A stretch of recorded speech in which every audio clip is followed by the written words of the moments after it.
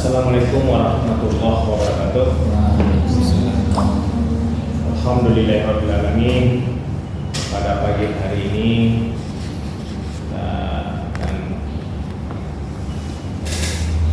ujian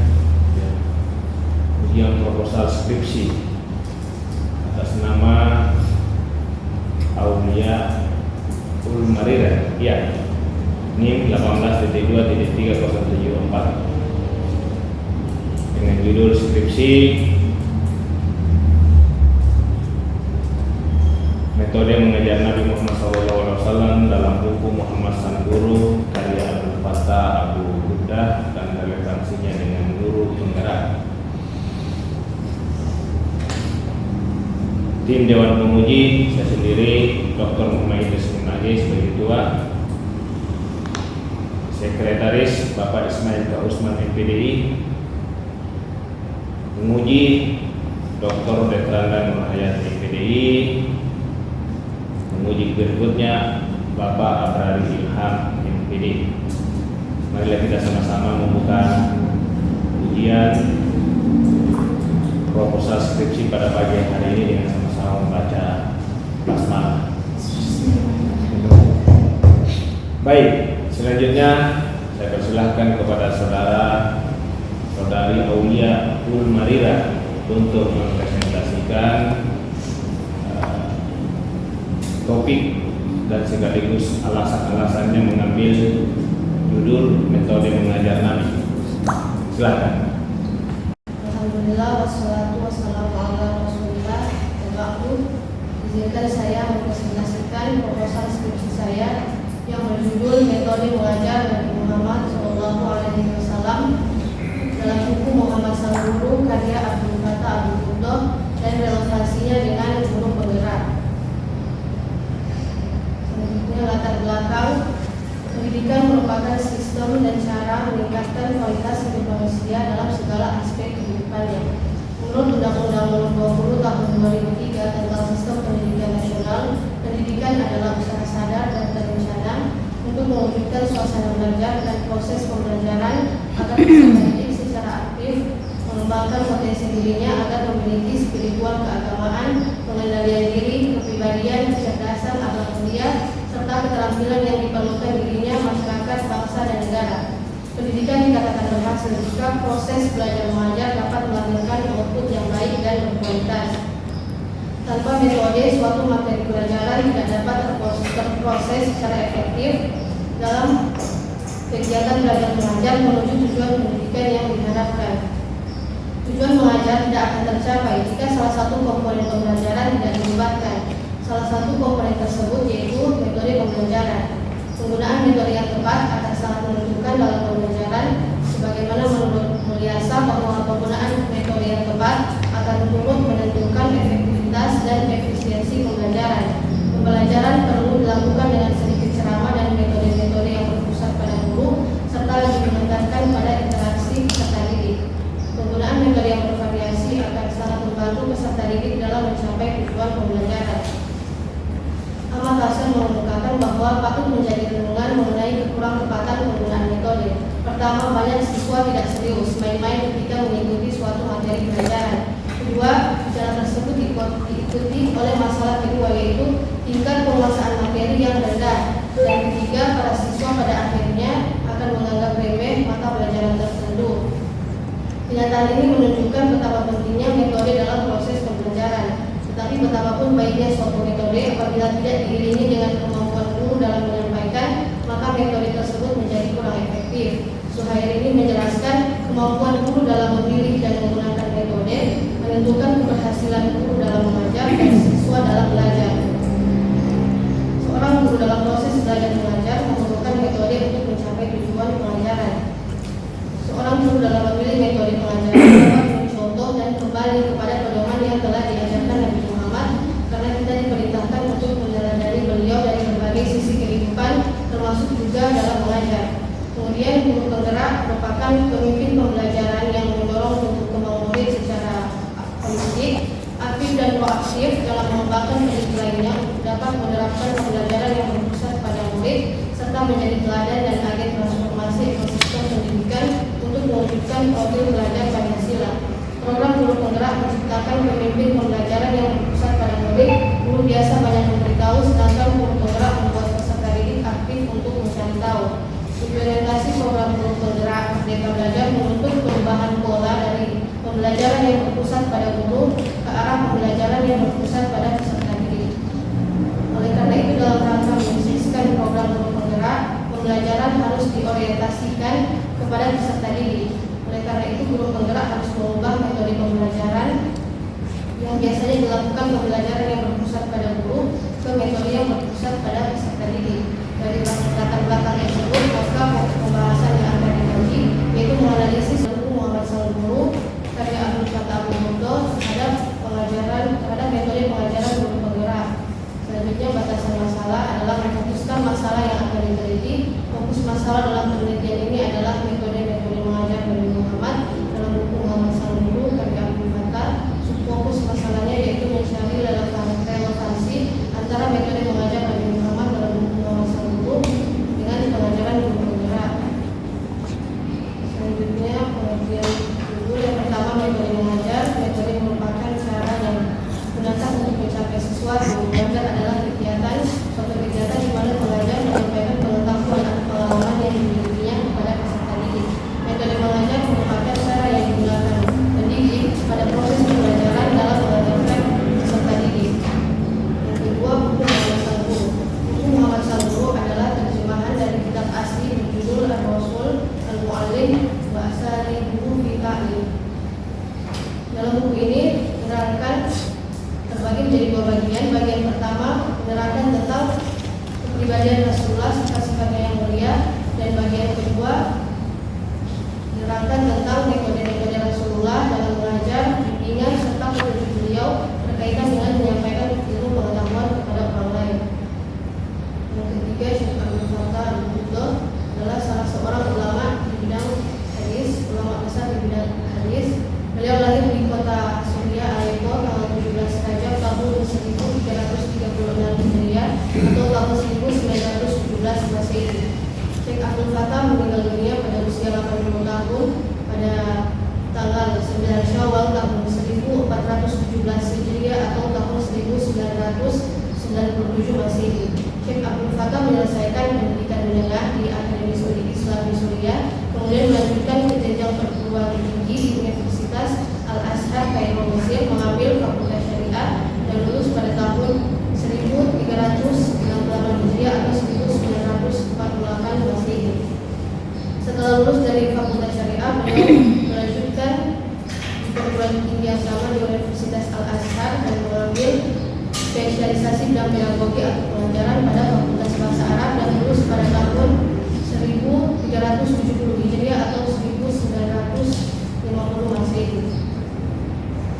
Syekh Abdul Fattah termasuk ulama yang sangat produktif, penulis dan membuat banyak karya. Beliau sangat berkualitas dan menjadi rujukan para akademisi, dan salah satu karya beliau dalam bidang tarbiyah Islamnya yaitu kitab Ar-Rasul Al-Mu'allim wa Asalibuhu fi Ta'lim, kitab yang menjadi objek dalam penelitian ini. Kemudian yang keempat, guru penggerak. Guru penggerak merupakan episode kelima dari rangkaian kebijakan Merdeka Belajar yang diselenggarakan oleh Kementerian Pendidikan dan Kebudayaan dan dijalankan melalui Direktorat Jenderal Guru dan Tenaga Kependidikan. Guru penggerak adalah guru yang lulus seleksi program pendidikan guru penggerak. Guru penggerak adalah guru yang mampu menerapkan Merdeka Belajar dan menggerakkan seluruh ekosistem pendidikan untuk mewujudkan akhirnya profil belajar Pancasila. Selanjutnya, tujuan dan kegunaan penelitian. Tujuan penelitian yang pertama untuk mengetahui metode mengajar Nabi Muhammad yang termuat dalam buku Muhammad Sangguru karya Abdul Fattah Abu Mudo. Yang kedua, untuk mengetahui relevansi metode mengajar Nabi Muhammad yang termuat dalam buku Muhammad Sangguru karya Abdul Fattah Abu Mudo dengan guru penggerak. Selanjutnya, kegunaan penelitian.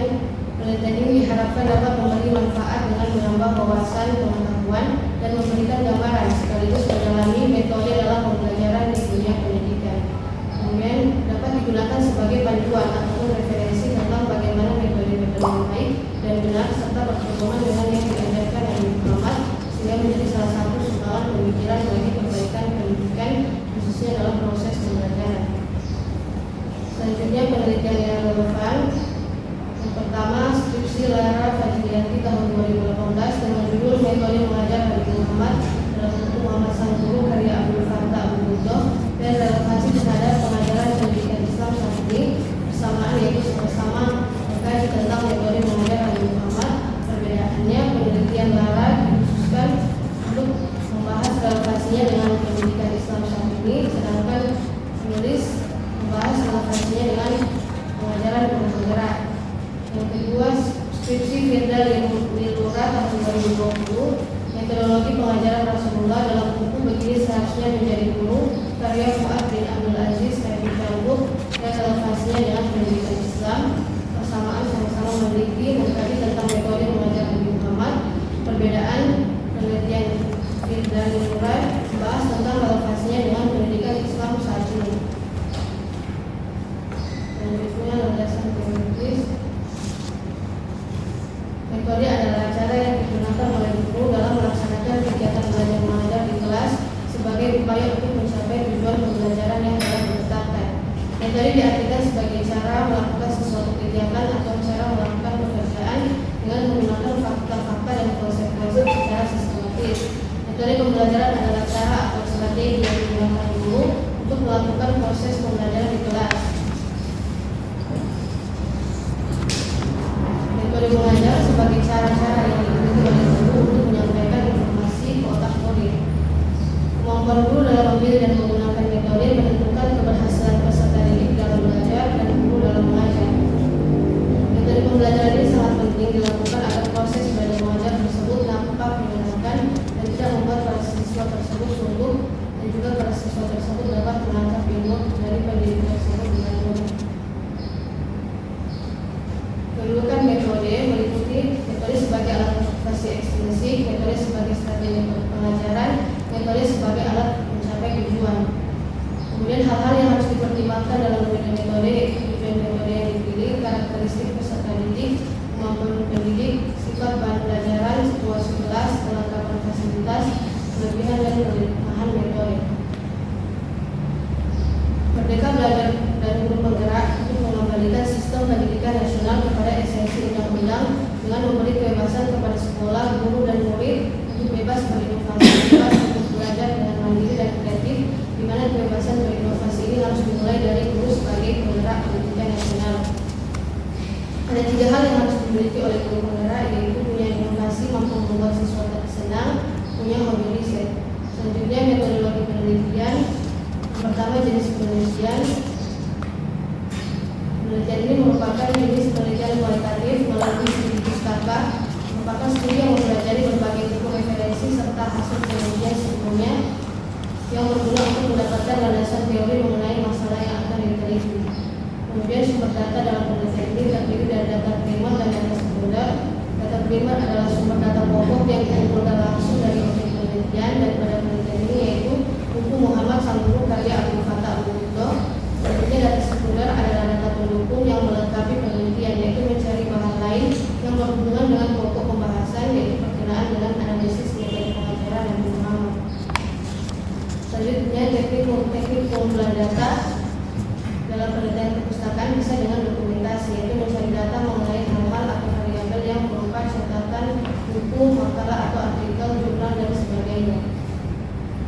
Selanjutnya teknik analisis data. Pada penelitian ini menggunakan teknik analisis isi, adalah penelitian yang bersifat pembahasan mendalam terhadap isi suatu informasi tertulis atau tercetak dalam media massa.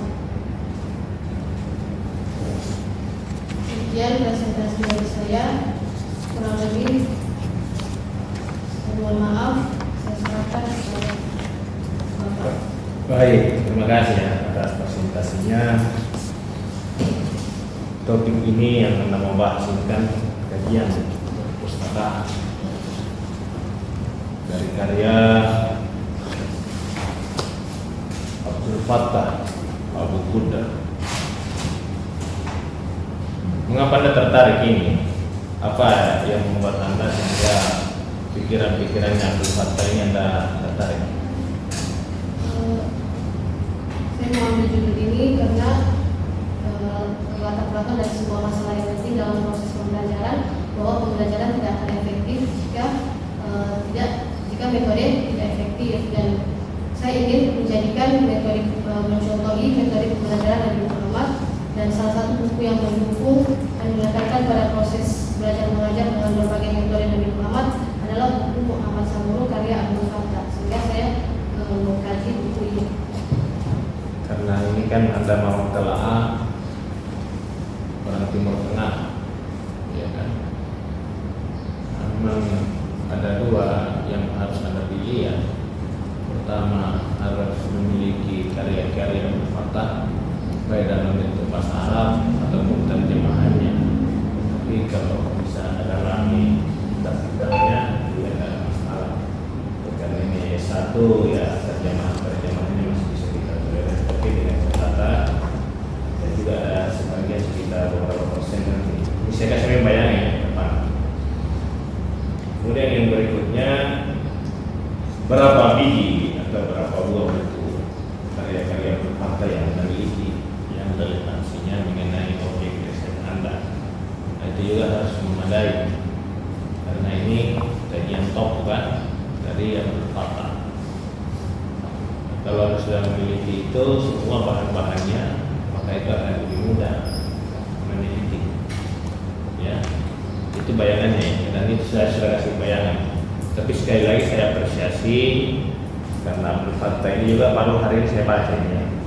Dan menarik, karena di soal mengenai bagaimana rasul yang mengajar. Salah satunya itu ya ayat yang Anda ambil ya, buku ila sabda rabbika bil hikmah.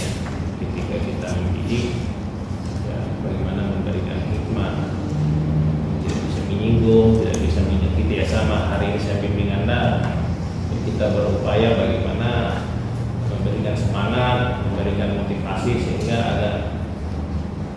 ada suasana muda. Meskipun sebenarnya ya sulit ya, tapi cara kita sebagai seorang dosen ya memberikan spirit, memberikan motivasi ya itu kan. Kadang-kadang ada dosen baru kita awal sudah dicor-cor ya, akhirnya orang tak pingsan-pingsan dia. Jadi seolah-olah membayangkan sulit, padahal sebenarnya mudah, karena kata Rasul, mudahkan seseorang, jangan mempersulit, ya kan? Kemudian ya cara itu lah bagaimana kita memudahkan. Pada dasarnya itu kan ada berat, termasuk ya ada berat ya.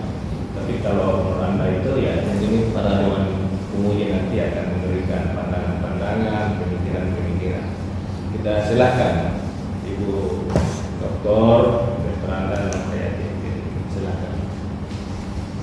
Terima kasih. Assalamualaikum warahmatullahi wabarakatuh. Yang terhormat Ketua Tim Penguji Terpelajar, insyaallah nggak lama akan jadi profesor. Doa. Amin. Sebentar awal kan? Insyaallah. Calon Profesor Dr. Muhammad Idris MAG sebagai Ketua Tim Penguji dan Sekretaris Ismail Kausman Penguji, dan saya sebagai penguji 1, penguji 2 Pak Abdul Ilham MPD, dan khusus Ananda Aulia Ulmarira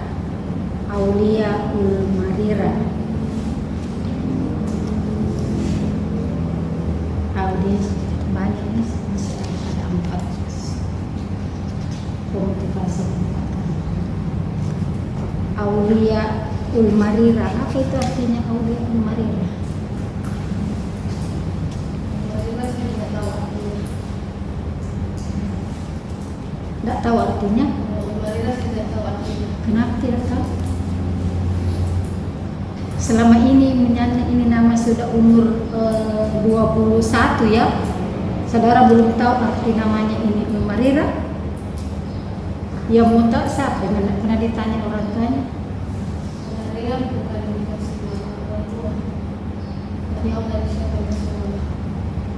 Tidak tahu, bukan dari mama dan bapak yang kasih. Barangkali dari nenek moyang ini almarhum. Ya, kembali ke topik pembahasan yang saudara angkat adalah metode mengajar Nabi Muhammad Sallallahu Alaihi Wasallam dalam buku Muhammad Sangguru karya Abdul Fattah. kata Abu Buddha dan relevansinya dengan guru penggerak. Ya, tadi sudah ditanyakan oleh ketua tim bahwa yang melatar belakangi saudara mengambil ini jadi tidak perlu saya pertanyakan. Yang saya tanyakan itu ciri-ciri guru penggerak itu yang bagaimana? Guru penggerak kalau menurut adik-adiknya dalam bukunya punya inovasi, kemudian mampu membuat siswa senang dan punya hobi riset. Punya Hobi riset. bisnis. Misalnya dalam proses pembelajaran penggunaan metode masih dirasa kurang tepat, maka guru penggerak akan terus mencari cara-cara baru untuk memberikan yang terbaik bagi peserta didik, sehingga guru akan merancang berbagai inovasi pembelajaran yang dapat mengembangkan kreativitas peserta didik. Ketika umpamanya guru gagal,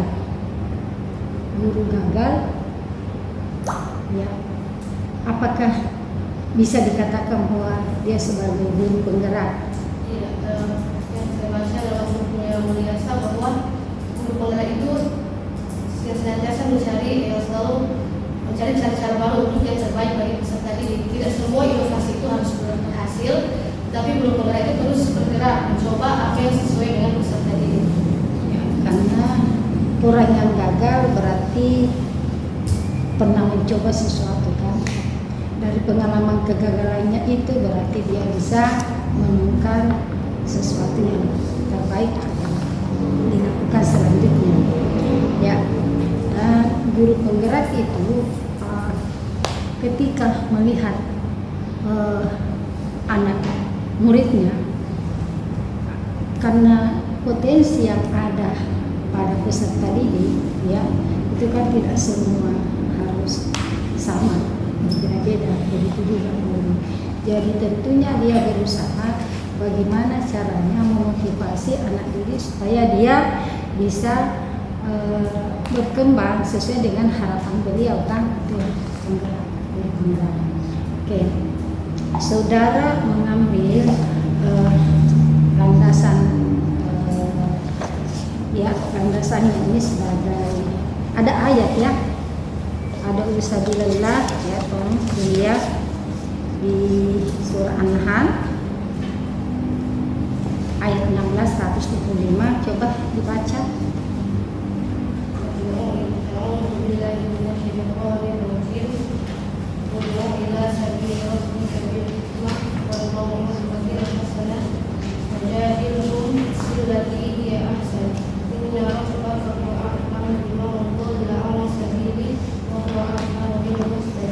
Oke, ada terjemahannya ya. Secara baru ada tafsiran ayat. Ini yang penafsiran ayat ini siapa yang tafsirkan?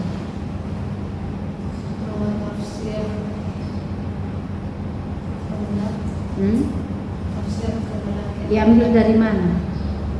Saya ambil dari tafsir web.com.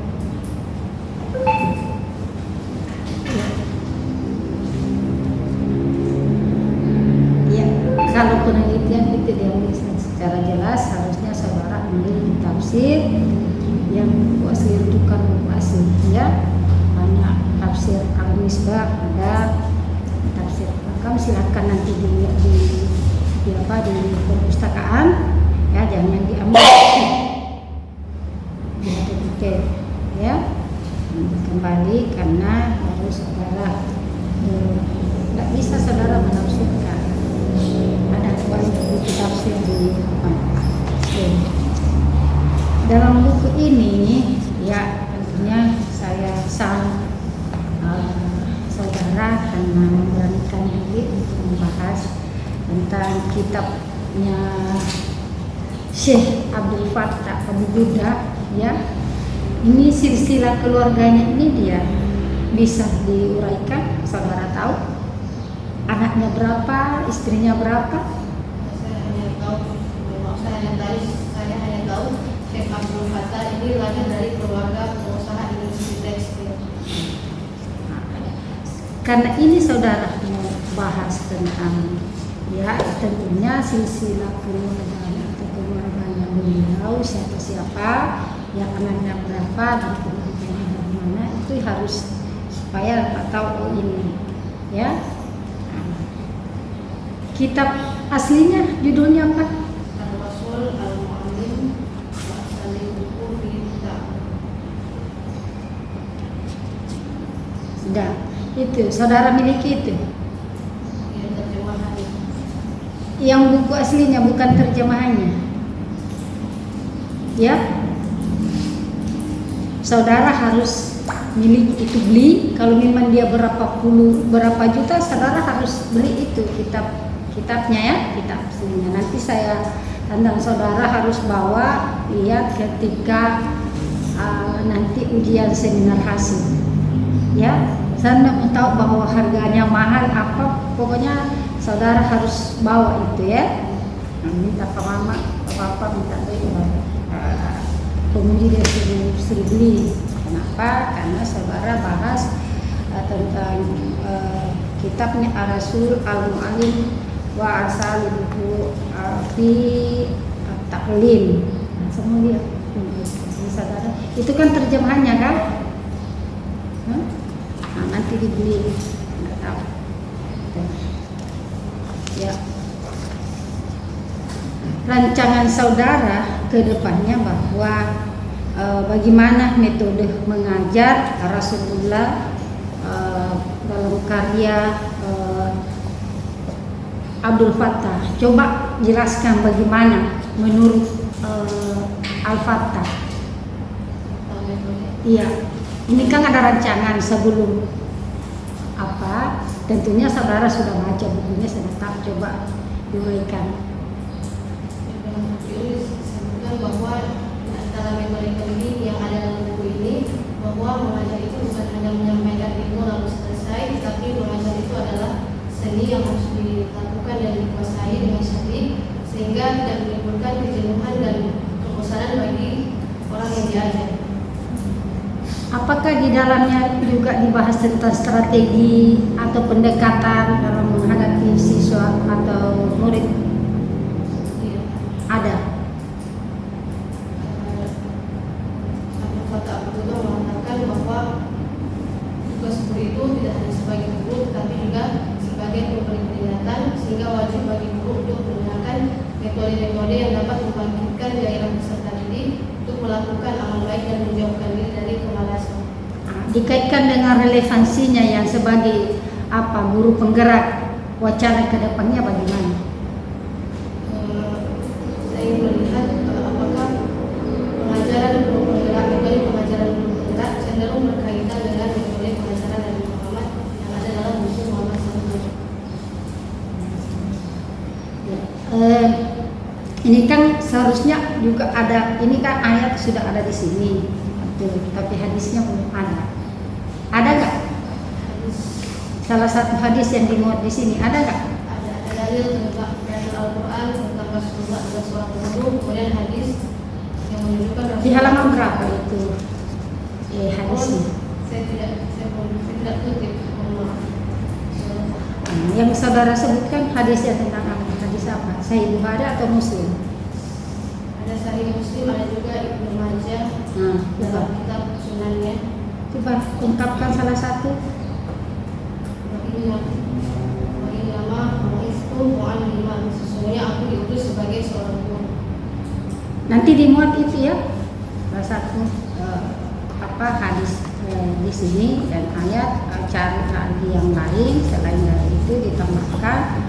Ini berkaitan dengan metode mengajar Rasulullah ya, dengan relevansinya sebagai guru penggerak. Saya salut saudara memberikan diri untuk membahas. Semoga kedepannya nanti ini bisa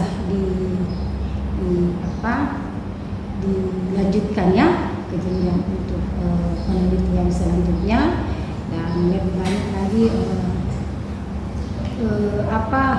buku rujukan. Setahu saya itu kalau pembimbing saat ini makalah saja itu harus 30, apalagi kalau skripsi ini membahas tentang itu sekitar 50 rujukan itu bisa baru dia terima ya. Banyak. Jadi saudara harus banyak beli buku. Sudah berapa buku yang dimiliki tentang ini Muhammad dan Salih karya Abdul Fattah sudah berapa biji? Baru 4. Baru 3 yang tentang metode mengajar dari Muhammad. Menurut penulis saya. Baru 3, ya seharusnya lebih 10 ya. Gitu. Karena saya lihat ini dia harus banyak buku yang menentukan yang saudara kutip. Baru ini kalau saya tidak salah selama saya di Prodi ini karya ini yang baru pertama yang mengangkat, yang sebelumnya Al-Ghazali banyak. Saya salut kepada pembimbing ketika memang karena dia ahli penelitian pustaka, jadi kalau ada mahasiswa yang selalu mengkaji tentang kajian pustaka, saya selalu alihkan ke pembimbing 1. Terima kasih banyak Pak ya. Sekian, wassalamualaikum warahmatullahi wabarakatuh. Waalaikumsalam warahmatullahi wabarakatuh. Itu ya pandangan-pandangan pemikiran ini juga selaku Kaprodi PAI, jadi tidak terlalu sulit untuk itu. Jadi banyak pandangan pemikiran seperti supaya nanti cepat selesai. Baik, selanjutnya saya persilakan Bapak Abraham Ilham. Baik, terima kasih kepada Bapak Dr. Muhammad Idris MAG selaku Ketua Sidang Seminar Proposal pada hari ini. Kemudian sekretaris penguji, sekretaris Seminar Proposal Bapak Ismail K. Usman MPDI, Ibu penguji 1 Dr. Nurhayati MPDI, rekan-rekan mahasiswa yang hadir, dan Saudari Aulia Ulmarina. Sehat? Alhamdulillah ya. Kamu sudah mengajar? Belum pernah sama sekali. Pas ikut PPKT. Saya ketika disodorkan untuk menguji proposal ini, saya nggak kaget ya, karena saya secara pribadi itu sudah lama bersentuhan dengan karya beliau ya, Abdul Fattah Abu Ghudda. Di tesis saya mengutip teori-teori beliau, tulisan-tulisan beliau, sehingga ketika saya baca nama ini saya sudah tidak familiar ya. Kamu sudah baca bukunya sampai selesai? Iya, sampai selesai. Tuntas? Berapa kali baca? 2 kali, bagus ya. Itu yang harus kamu lakukan. Kamu harus membaca berkali-kali agar kamu bisa memahami dan mengerti apa maksud dari Syekh Abdul Fattah Abdul Ghudda ketika beliau menulis buku itu. Dan buku itu diterjemahkan oleh banyak penerbit ya, sehingga buku itu termasuk buku populer di Indonesia yang diterjemahkan. Tapi perlu berhati-hati karena tadi sudah sempat disinggung oleh Ketua Sidang, karena kamu meneliti seorang penulis yang bukan berasal dari Indonesia, setidaknya kamu seharusnya dalam penelitian kajian pustaka ini kamu harus menguasai bahasa dari penulis agar tidak salah dalam memahami karyanya ya. Seharusnya begitu. Seharusnya kamu merujuk ke kitab asli. Karena kalau versi terjemahan biasanya ada perbedaan ya, tergantung siapa yang menerjemah. Kalau yang menerjemah adalah orang yang ahli, tentu dia bisa menerjemah dengan baik. Tapi kalau tidak terlalu ahli, tentu akan mungkin bisa merubah interpretasi dari buku aslinya. Mungkin saja ya. Coba saja kita yang ada di ruangan ini menerjemah satu paragraf saja. pasti akan ada perbedaan. Kalau kita menerjemah dengan menggunakan keilmuan kita masing-masing ya, kapasitas kita masing-masing, tentu akan ada perbedaan. Nah, apalagi buku ini diterjemahkan oleh banyak penerbit. Itu penerbit siapa itu yang kamu pegang? Penerbit Akses. Hah?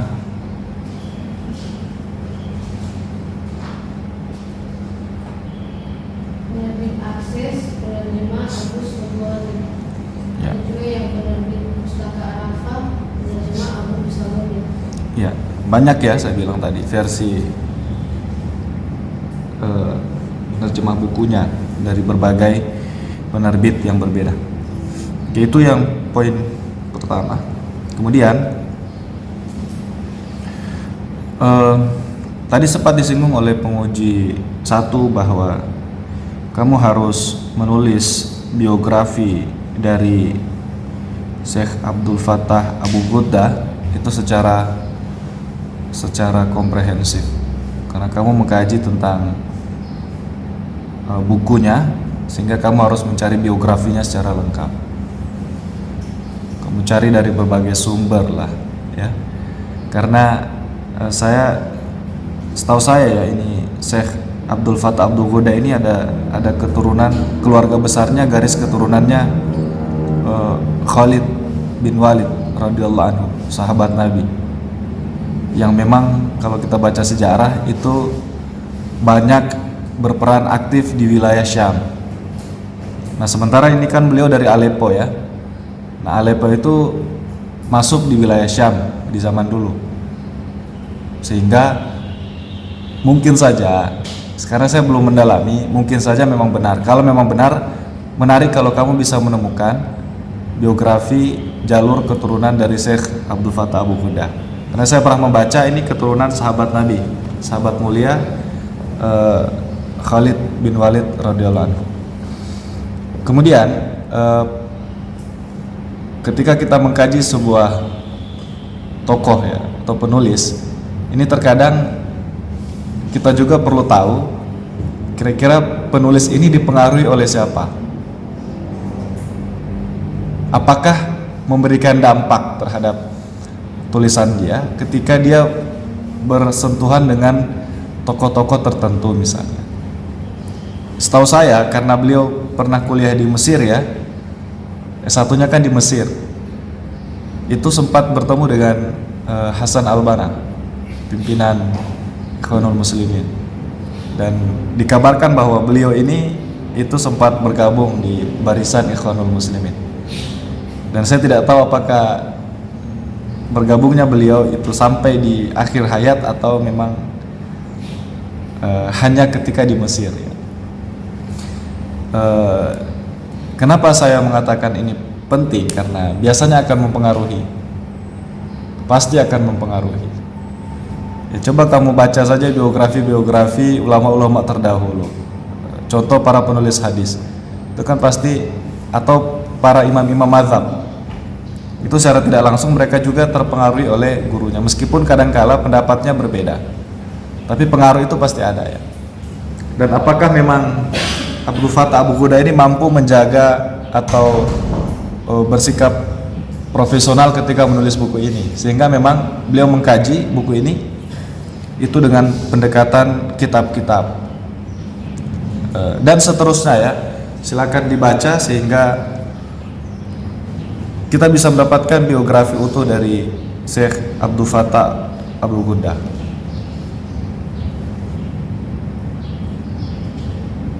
Karena di kajian pustaka itu pasti ya, kajian literasi pasti ada bab khusus. Kalau di beberapa kampus lain ada bab khusus yang mengkaji biografi. Tapi setidaknya kamu harus mencantumkan itu wajib ya, wajib. Kemudian ada berapa metode dalam buku itu? 40, tidak kurang tidak lebih 40. Oke.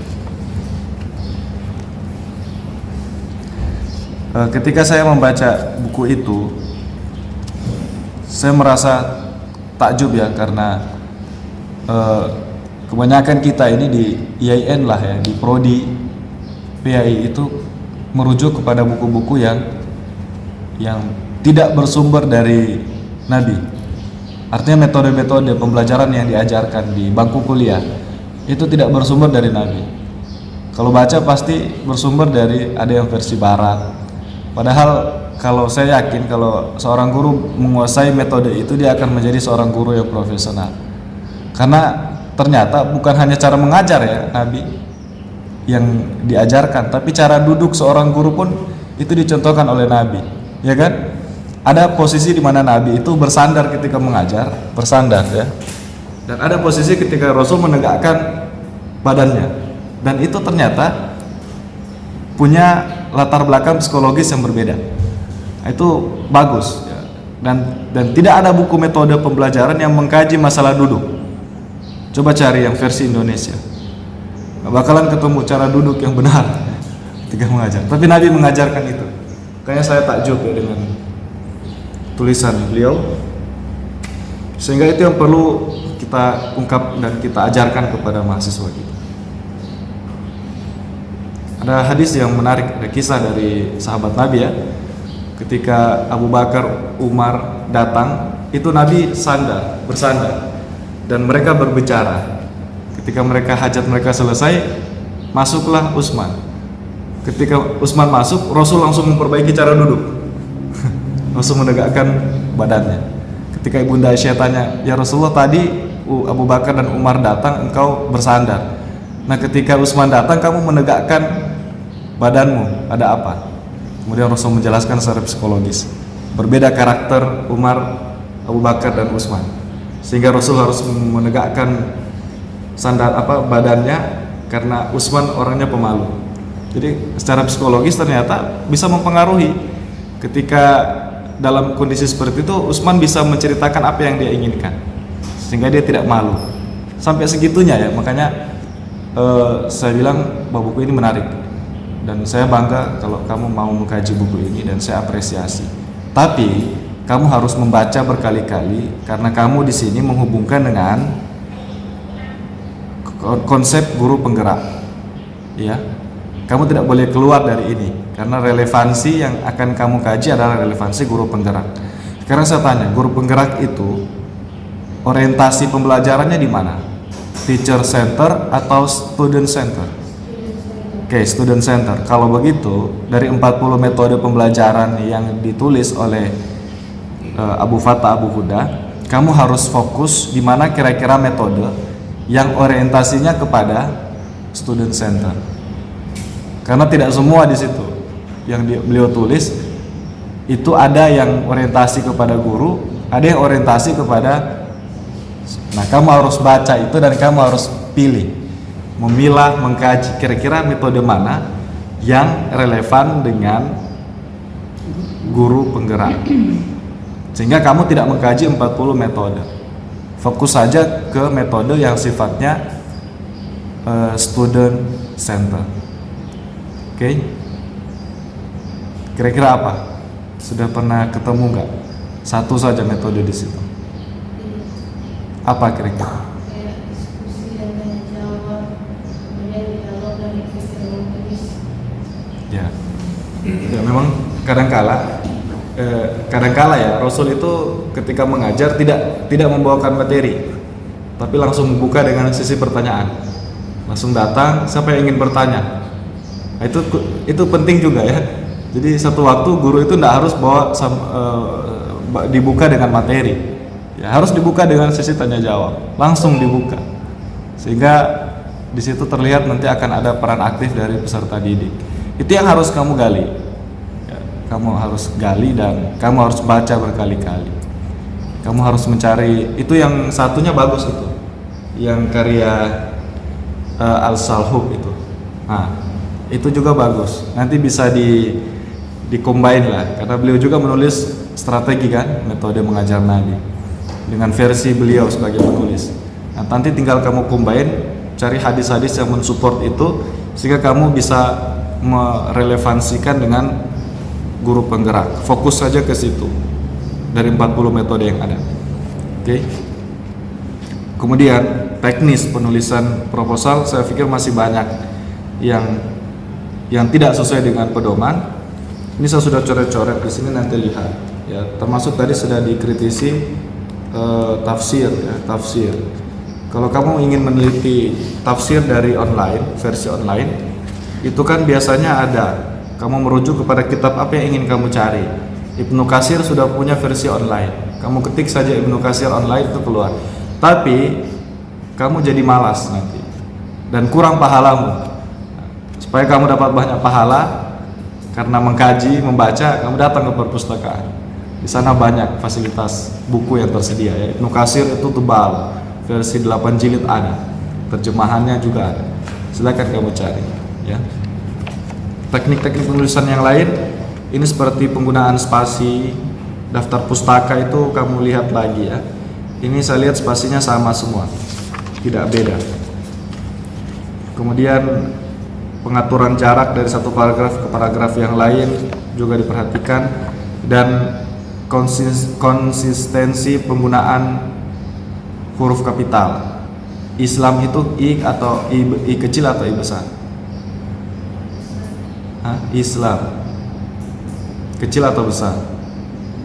Kamu cari ya, kira-kira I itu kecil atau besar. Nah, kamu di sini ada yang kapital, ada yang huruf kecil.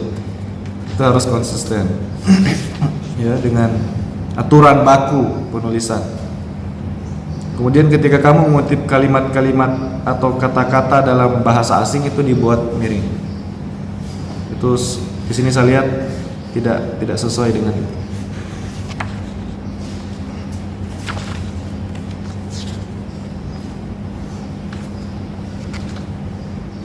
Metodologi penelitian juga harus dikuatkan ya. Kamu harus mencari metodologi penelitian yang mengkaji tentang sebuah buku. Ini saya pikir perlu pendalaman karena memang jarang mahasiswa yang meneliti buku ya, termasuk jarang di prodi kita. Sehingga kamu harus mendalami kembali metodologi penelitian ketika mengkaji sebuah buku.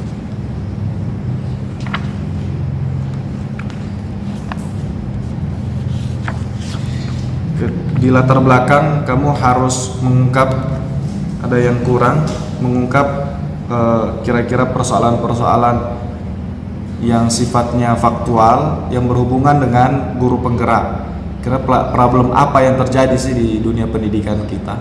Tadi kamu sudah sempat menyinggung ada beberapa masalah yang terjadi ya, seperti kalau tidak salah siswanya malas dan seterusnya. Itu cari data-data faktual yang sedang terjadi, yang masalah dalam guru penggerak, sehingga itu kamu ungkap di penelitian di latar belakang proposal ini, dan proposal ini nanti menjadi hidup. Kalau kita lihat data-data lama semua kan tidak hidup proposalnya. Kamu harus combine dengan data-data faktual sehingga proposalnya hidup. Oke. Dan itu memang aturan yang harus dibuat di dalam penyusunan proposal. Baik, terima kasih. Sekian dari kami kembalikan kepada ketua sidang. Kita bisa selesaikan secara baik, termasuk dari sisi metodologinya ya. Baik, selanjutnya saya persilahkan Bapak Ismail Kausman PDI selaku sekretaris juga selaku pembimbing. Silakan. Assalamualaikum warahmatullahi wabarakatuh. Assalamualaikum. Alhamdulillah di pagi yang cerah ini kita disibukkan dengan kegiatan akademik pelaksanaan ujian proposal yang kami hormati Dr.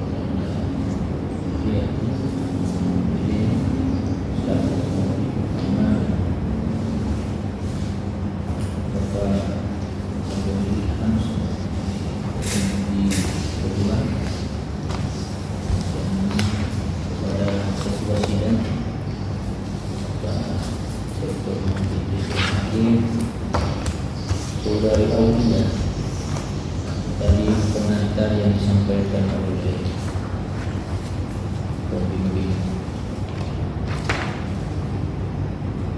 1 dan penguji 1 serta penguji 2 menyangkut tentang riset Anda. Setelah ini dari berapa kali menyangkut tentang operasional proposal, kemudian saya menyampaikan kepada lebih memperjelas cakupan risetnya. Dalam rumusan masalah ini ada 2, yaitu bagaimana metode mengajar dan bagaimana relevansi metode mengajar. Tentu ini dilihat dari buku karya Abdul Fattah, saya kira menyebutkan Bersalah. akan tetapi ketika rumusan Anda buat kemudian membatasi, nah ini menyangkut tentang cakupan batasan masalah, bahwa bagaimana metode mengajar Nabi kemudian itu masuk dalam buku karya Abdul Fattah dan kurang lebih 40 macam metode. Maka harus Anda membatasi ini sebab jadi banyak itu, banyak referensi yang Anda lihat di sini. Sebab yang namanya metode mengajar Nabi itu kan terhimpun dalam 3, fi'liyah, qauliyah, dan takririah. Nah, maksud saya coba pilih antara 3 itu. Nah, sebab Anda memilih ketiga-tiga ini kan memilih ketiga-tiganya ini. Bapak mengambil ketiga-tiganya metode Nabi. Nah, antara fi'liyah, takririah, qauliyah itu terimpun secara keseluruhan minimal di 40 metode mengajar. Nah, dan disimpulkan di situ dalam 3. Nah, sekarang jika Anda membahas ini dalam kajian limbahan riset perpustakaan, ini baik seperti apa yang disampaikan oleh penguji pertama, minimal 50 referensi. Nah, seperti ini kajian tokoh. Kajian tokoh itu ditimbulkan kepada karya, dan biasanya ketika mahasiswa meneliti akan merasa kalau kemudian sudah sekian banyak metode, biasanya kami menemukan contoh ada ini ada sampaikan di tentang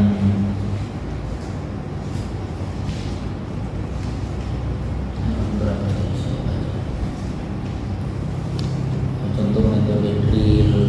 Nah, itu biasanya satu fokus persoalan yang diangkat oleh mahasiswa. Nah, ini 40 metode. Mahasiswa biasa mengangkat satu metode yang dilaksanakan ketika dalam ketika guru mempraktekkan metode namanya drill. Dan ini Anda mau di proposal Anda ada beberapa metode.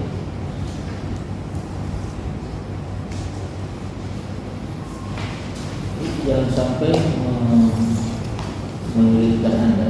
Nah, ini di metode mengajar yang ada cantumkan dalam halaman 9 di alinea di metode mengajar 1 alinea terakhir.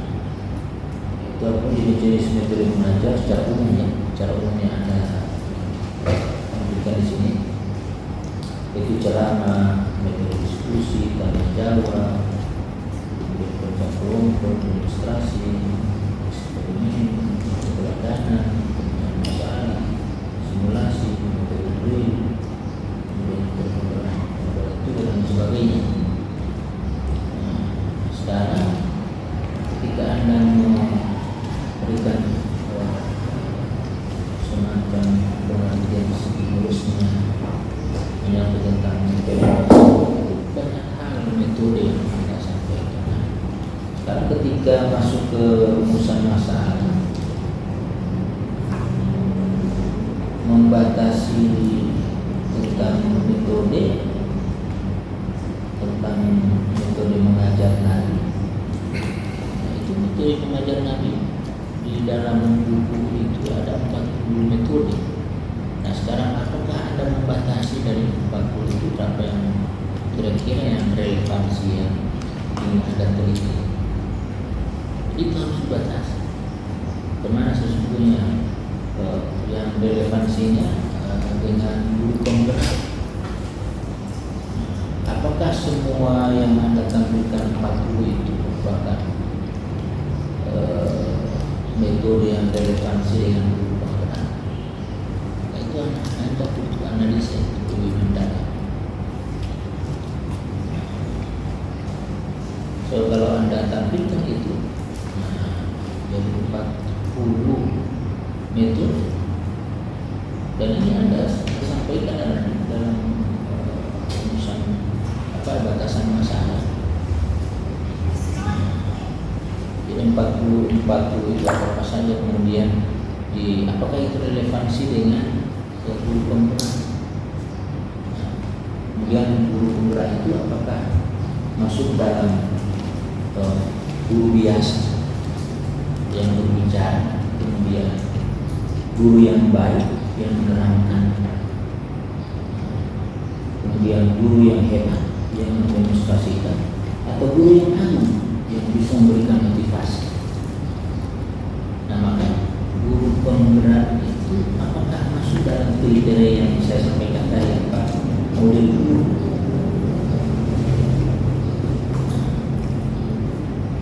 So ada guru yang biasa, banyak ngomongnya, bicara, kemudian guru yang baik bisa menerangkan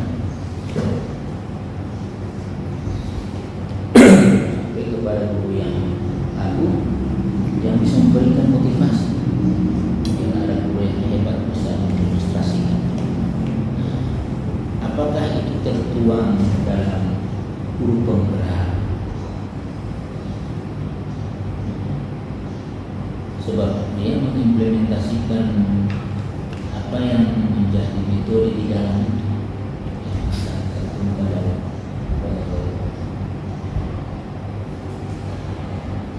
metode, ada 40 macam metode, kemudian relevansi dengan guru penggerak itu perlu di dalam. Yang terakhir sudah tidak warawiri memperbaiki metode yang sudah bagus. Saya kira ini perlu saya sampaikan. Demikian. Assalamualaikum warahmatullahi wabarakatuh. Waalaikumsalam warahmatullahi wabarakatuh.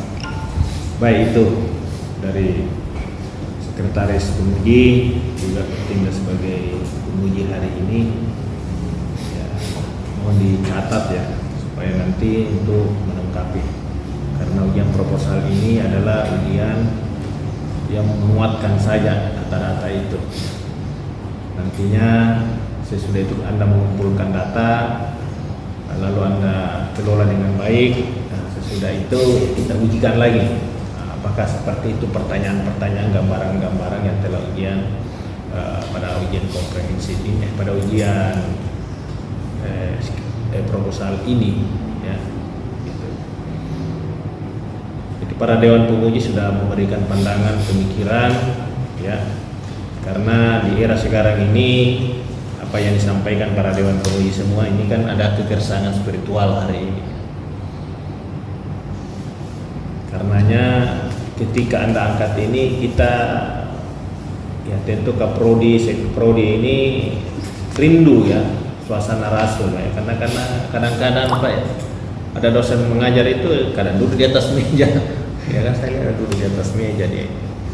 Ada juga ya itu yang model macam-macam lah model itu ya, seperti yang disampaikan bagus ini ada Pak Brari yang mendalami konsep rasul ya, ada orang mendalami konsep barat ya kan. Jadi dosen-dosen kita ini variatif, perkawinan antara wilayah barat, wilayah timur ya, wilayah Timur Tengah ya itu. Nah, jadi dari beberapa ragam model ini ya nanti adopsi lah bagaimana yang kira-kira menurut Anda yang seharusnya kan. Nah sekarang saya mau tanya Anda, karena kita ini semua pernah diajar Anda. Yang diingat dan dikenang semua dosen ini dalam mengajar itu apakah materinya, apakah metodenya, atau justru keteladanannya, atau bagaimana menurut Anda? Yang Anda ingat?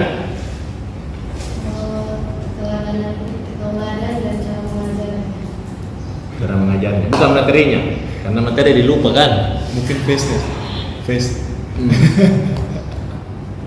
Atau karena cantiknya, entah bajunya cantik, gagah, atau banyak cincin-cincinnya, emas-emasnya di sini atau Orang kita kalau dia dilihat dari emas, dia tidak bisa. kan biasa mengajar di sini, wajah ada cincinnya di sini emas, begini-begini mengajar. Pukul meja begini kan. Nah, makanya saya ajak. Jadi kita ini ya, saya barangkali mengajar termasuk menguji di tarbiyah di mana saja saya diamanahi. Saya barangkali tidak pernah sedikit mengajar karena itu kembali ke Rasul ya, keteladanan itu ya. Pernah saya apa? Waktu mengajar atau terlambat? Tidak. Karena itu kita jaga keterlambatan, yaitu ya harus itu karena keteladanan itu. Ini Prof. Asmati meninggal ini, dia konsisten waktu, cepat, terlalu cepat. Masalah terlambat apalagi? Saya pernah cepat-cepat kan, kurang 10 barangkali 15 datang. Jam berapa janjinya? Jam 8. Jam berapa saya kata? Nah, masih jam 7 lewat, keluar dulu. Nah, itu beliau itu sangat disiplin sekali dah itu. Dan bayangkan kuota saja Zoom 1000 tidak cukup dari sekian mahasiswa, itu luar biasa ya. Nah, ini tentu ya seorang dosen yang Anda mau telah nanti cara mengajar bagaimana yang terbaik. Nah, ini tentu akan jadi rujukan nanti ya. Hanya pertanyaannya tadi itu, buku-buku yang Anda persiapkan ini berapa ini? 5? Belum memadai 5 ya, harus banyak ya. Makanya bertaruh kalau tidak. Saya mau tanya, kira-kira mampu kau selesaikan ini dengan beberapa buku-buku itu? Hah?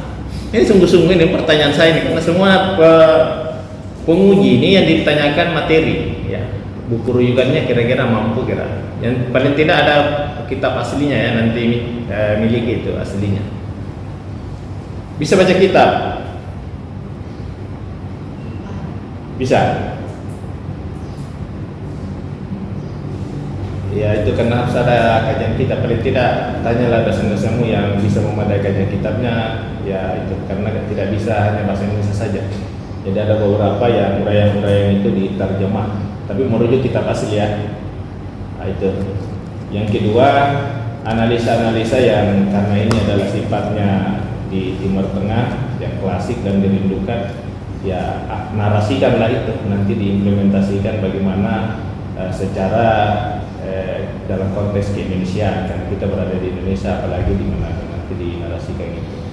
Kemudian yang ketiga memang selesai ini ya sudah kamu menulis ya, bagaimana nantinya dari berbagai buku itu Anda rampung semua, lalu menempatkan konsep Rasul ini seperti apa dibanding dengan metode-metode Barat, metode-metode Indonesia dan yang lainnya, sehingga bisa memberi kontribusi dalam dunia akademik. Itu barangkali pointer-pointer penting. Sekali lagi selamat ya, karena saya lihat nilai-nilai yang Anda masuk ini sudah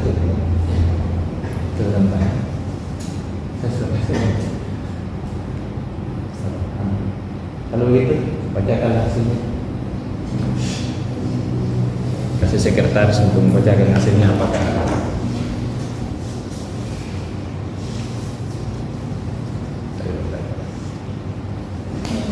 baik, saya akan menyampaikan berita acara pelaksanaan simulasi simulasi proposal.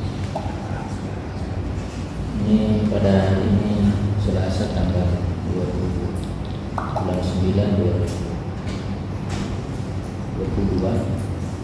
yang dilaksanakan seminar proposal atas nama Aulia Maria ini 18/24 dari PAI yang membimbing satu Bapak Dr. Muhammad Idris, kemudian pembimbing kedua Ismail Osman, dan pembimbing pertama Dr. Nana Imayati Ujian, Bapak Nurulillah Jadi sudah memberikan nilai. Selanjutnya Anda akan mendatangkan surat pernyataan. Surat pernyataan ini dan debitnya hanya sebulan.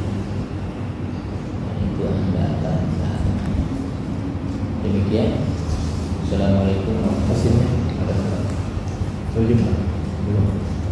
Dan hasilnya ini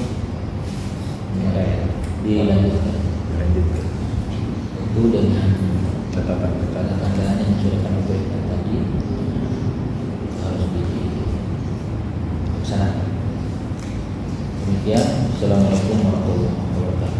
Waalaikumsalam warahmatullahi wabarakatuh. Itu yang disampaikan Bapak Sekretaris Bapak Ismail Osman MPDI bahwa proposal Anda ini ketika dicermati, ditelaah memenuhi syarat-syarat, jadi dilanjutkan.